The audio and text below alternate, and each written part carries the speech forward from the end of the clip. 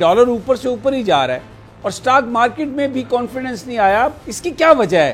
آج interest rate بڑھایا ہے، کل آپ دیکھیے گا اسٹاک مارکیٹ کہاں چلا جائے گا، بالکل نوز ڈائیو کرے گا. کل مفتاح اسماعیل صاحب نے جس دن اوتھ لیا تھا نیکسٹ ڈے وہ واشنگٹن روانہ ہوئے تھے. کیوں نہیں معاہدہ ہو پا رہا ہے؟ ان کو پتا ہے کہ ہمارے ساتھ ایک ویلنگ پارٹنر بھی ہے، جو ہم کہیں گے وہ ویلنگ پارٹنر وہ کرے گا.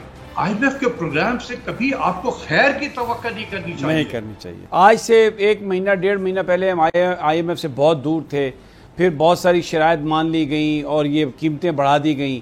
اب یعنی آئی ایم ایف کے ساتھ ہم خاصے قریب ہیں.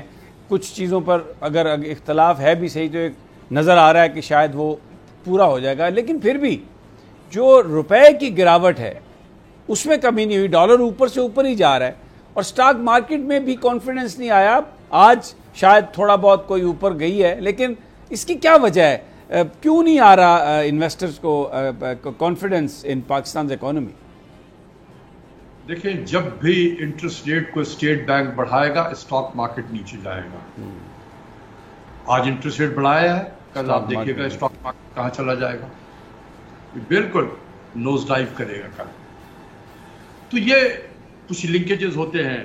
کہنے کا مطلب یہ ہے کہ مجھے نہیں پتا ہے کہ ہم پہلے کتنے دور تھے اور آج کتنے قریب آ گئے ہیں.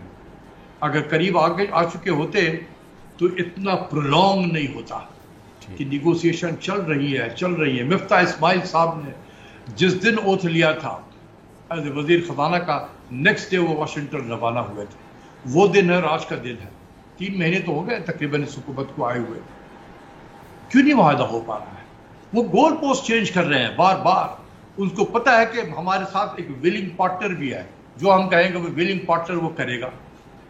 تو یہ تو بڑا زبردست ایک طریقے سے کمبینیشن بن گیا ہے کہ ہم اپنے مطالبات بڑھاتے چلے جائیں اور ایک ویلنگ پارٹنر بھی ہمیں مل گیا ہے حکومت میں، وہ امپلیمنٹ کرتا جائے گا.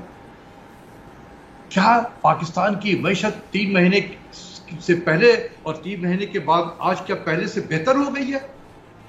خراب ہوئی ہے، بدتر ہوئی ہے. تو یہ آئی ایم ایف کے پروگرام سے کبھی آپ کو خیر کی توقع نہیں کرنی چاہیے. سبسکرائب کریں اور بیل دبائیں تاکہ کوئی خبر رہ نہ جائے.